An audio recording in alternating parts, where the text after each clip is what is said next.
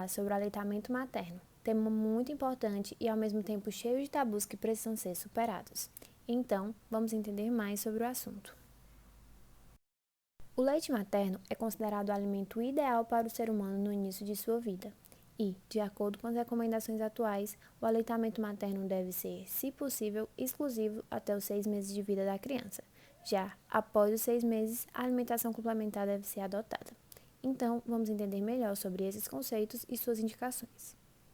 No aleitamento materno exclusivo, a criança recebe apenas o leite humano, da própria mãe ou de outra fonte, como de bancos de leites, e nada mais. Esse leite pode ser fornecido diretamente da mama ou ordenhado e dado posteriormente. No aleitamento materno exclusivo, não deve ser oferecido águas, sucos, chás ou outros alimentos, sendo o aleitamento materno exclusivo a forma de alimentação ideal até os 6 meses de vida. Após os 6 meses, é recomendado o aleitamento materno complementado, no qual a criança continua recebendo leite humano e passa a receber também, de forma progressiva, alimentos semissólidos e sólidos, até, no mínimo, 2 anos de idade. Ou seja, a recomendação pediátrica padrão é que o aleitamento materno seja mantido, se possível, até, no mínimo, os 2 anos de vida da criança. Sobre o aleitamento materno no Brasil, existe, no momento, a tendência de um aumento nas taxas de amamentação. Todavia, é importante destacar que o tempo de aleitamento médio está longe do ideal, com menos de 10% mantendo o aleitamento materno exclusivo até os 6 meses de vida da criança. Para entendermos melhor a importância do aleitamento, é fundamental que a gente fale sobre a composição do leite materno. O leite humano possui até 3 vezes menos proteínas que o leite de vaca, o que é vantajoso, pois o excesso de proteína encontrado no leite de vaca pode levar a uma sobrecarga renal no bebê, sendo a quantidade encontrada no leite materno a adequada para o crescimento do lactente. Além disso, o leite humano tem um menor percentual de caseína, uma proteína de digestão bem mais lenta e difícil. Ou seja, o leite humano causa menor sobrecarga renal, tem maior digestibilidade e é menos alergênico. Já no leite de vaca, tem-se a beta-lactoglobulina como principal proteína do soro, sendo ela uma proteína bastante alergênica. O leite humano tem também menos eletrólitos, principalmente menos sódio, o que evita também a sobrecarga renal. Além disso, a criança que recebe o leite de vaca, por eliminar uma grande quantidade de sódio e associada a isso ter uma capacidade de concentração urinária limitada, acaba excretando também uma grande quantidade de água, tendo assim maior risco de desidratar. O leite materno tem como principal carboidrato a lactose, que não é totalmente absorvido pelo bebê e fica no lumen intestinal, o que aumenta a osmolaridade intraluminal, acarretando fezes mais amolecidas, e isso é vantajoso por facilitar a evacuação do bebê. Além disso, a lactose diminui o pH intestinal, o que facilita a absorção de cálcio.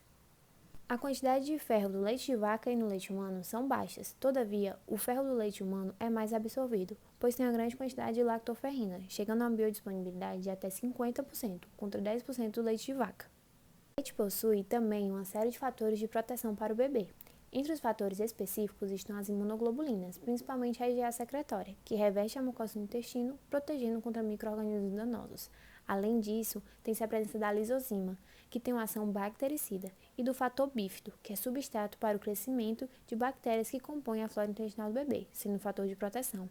Além disso, tem-se a lactoferrina, que tem uma ação bacteriostática. Assim, a amamentação promove para o bebê menor risco de infecção respiratória, menor risco de diarreia, menor risco de alergia e de doenças crônicas, assim como menor risco de morrer nos primeiros anos de vida. Além disso, é importante destacar o melhor desenvolvimento cognitivo, o melhor desenvolvimento da cavidade oral, além de fortalecer o vínculo mãe-bebê. Diante disso, a amamentação deve ser estimulada ainda antes do nascimento do bebê e, após o nascimento, ainda na sala de parto, se possível. O contato com o seio da mãe após o nascimento é importante para que o mecanismo de lactação ocorra de forma mais rápida. A alimentação deve ser em livre demanda. E sobre a amamentação, é importante destacar que o bebê deve esvaziar a mama no qual ele está se alimentando. E por que a importância disso? Pois, durante a mamada, a composição do leite vai mudando. Assim que o bebê começa a mamar, o primeiro leite que ele recebe é chamado de leite anterior, e conforme ele continua a mamada, ele começa a receber o leite posterior, sendo a grande diferença entre os tipos a quantidade de gordura que, ao longo da mamada, aumenta bastante, sendo o leite posterior que vai dar saciedade e ganho de peso ao bebê. Então, é importante esvaziar uma mama antes de iniciar a outra. Um fato importante que não pode deixar de ser discutido aqui é que, pela legislação, a licença maternidade é de 4 meses. Porém, muitas mulheres voltam a trabalhar até mesmo antes disso, e assim, antes de concluir o aleitamento materno exclusivo. Então, como manter o bebê em aleitamento nesses casos? Bem, nos períodos que as mães estão em casa, devem seguir a livre demanda.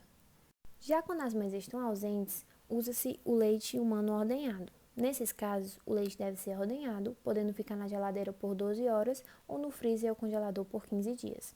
O leite, então, deve ser descongelado previamente e aquecido em banho-maria fora do fogo, a fim de evitar a inativação dos fatores de proteção, não devendo ser fervido e nem aquecido em micro-ondas. Sobre a técnica de amamentação. A mãe deve estar bem relaxada e confortável, e a criança deve ter seu corpo voltado para a mãe. Sobre o posicionamento, a criança deve estar bem apoiada, com a cabeça e o tronco no mesmo eixo, o corpo próximo ao da mãe e com o rosto de frente para a mama. Sobre a pega, a boca deve estar bem aberta, com o lábio inferior evertido e a areola deve ser mais visível acima da boca, e a maior parte deve estar abocanhada. A criança não deve pegar só o mamilo, devendo o queixo encostar na mama. Com a pega inadequada, tem-se o risco considerável da mãe apresentar queixa como fissura, engurgitamento e mastite. Agora, responda comigo. Quais dessas situações são contraindicações absolutas para a amamentação? Bem, as respostas são HIV e HTLV1 e 2.